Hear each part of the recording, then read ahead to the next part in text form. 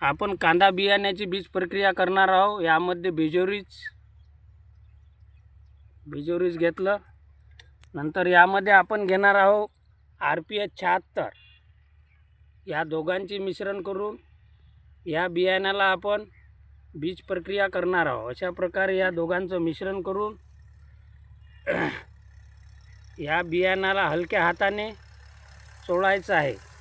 अशा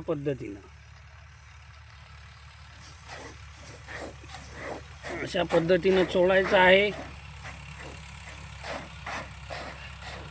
हे याला बियाण्याला औषध लागल्यानंतर हे सावलीमध्ये सुकू घालायचं आहे। सुकल्यानंतर याची पेरणी करायची। पेरणीची प्रथम प्रक्रिया जर म्हटली तर बीज प्रक्रियापासून हे पहिली पायरी आहे पिकाची। यामध्ये जे बुरशीजन्य रोग येतात त्या बुरशीजन्य रोगांपासून बचाव करण्यासाठी आपल्याला बीज प्रक्रिया करणे आवश्यक आहे। आणि ही रोगप्रतिकार शक्ती पिकाची ते वाढीस मदत करते आणि बीजाचे अंकुर हे जबरदस्त आपल्याला पाहायला मिळतील। आणि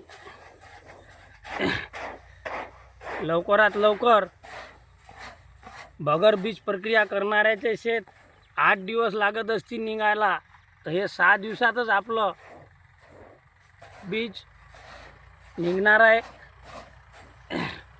त्यामुळे बीज प्रक्रिया धन्वंतरी कंपनीचे बिजोरीज आणि RPH 76 आपण घेतलेले आहे। अशा प्रकारे हे बीज प्रक्रिया करून सावलीमध्ये सुकू घालायचे आहे। आमच्याकडे कांदा बियाणे पेरण्याची पद्धत आहे।